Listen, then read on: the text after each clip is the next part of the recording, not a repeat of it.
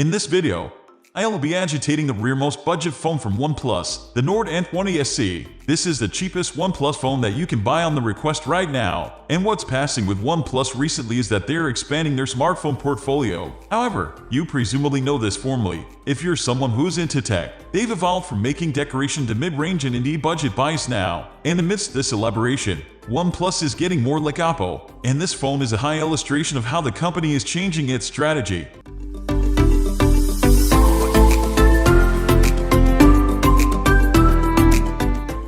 OnePlus Nord N20 SE review. We knew OnePlus to be a brand that vended only flagship buys at veritably competitive prices. But in 2020 they entered the mid-range member with the Nord series. OnePlus is losing its brand identity. We formerly have seen many mid-range emulations in the Nord lineup like the OnePlus Nord CE2 and Nord CE2 Lite this time, which weren't the best-in-class buys, but they were still decent buys, so I didn't step back when recommending them. But this phone, the OnePlus Nord N20 SE, has veritably uninspiring specs and is ridiculously priced too. It comes with the 3-time-old MediaTek Helio G35 chipset, an HD display, and a binary camera setup with no ultra-wide lens, all for which the company is asking $199 in the global request and some Rs. 500 then in Nepal. At this price, the Nord N20 SE doesn't make any sense.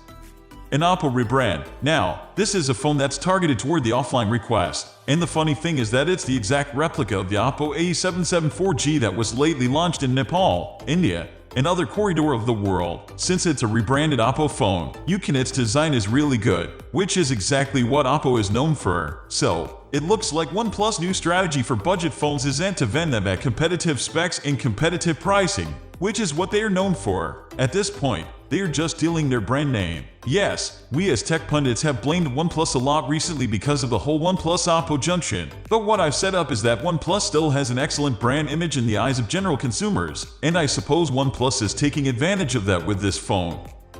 Beyond mediocre display, but internally, this phone has crappy specs for the price. Just look at the display. It has an HD resolution, which isn't indeed AMOLED, and it refreshes at just 60 Hz. Still, they offer a smooth 90 Hz refresh rate, AMOLED screen. If you look at the competition, in some cases, you indeed get an in-display point detector, but then, the display quality is just not up to the standard. Plus, there's also the outdated water drop notch then. So, the Nord N20 SE feels like you're using a budget phone from 2018. Sluggish Performance. Now, I started using this phone many days back and I've installed many of my regular apps then, and it formerly feels sluggish. So yeah, it doesn't indeed feel like you're using a OnePlus phone then. I also tried playing PUBG on this thing and guess what? It's not playable at all. I suppose for the price, this is the worst value for plutocrat performing phone right now. I've also clicked some film with the OnePlus Nord N20 SE and you can see that they aren't veritably inspiring. And its binary camera setup is completed by a depth detector, not an ultra-wide lens. You do get a 50MP primary lens, but Helio G35's Crummy image processor has surely contributed to producing average results. Indeed, selfies and videography-wise, it isn't veritably emotional, I suppose. At this price range, getting phones like Redmi Note 11, Galaxy F23, or Realme 9, you'll get an important, much better camera compared to the OnePlus Nord N20 SE.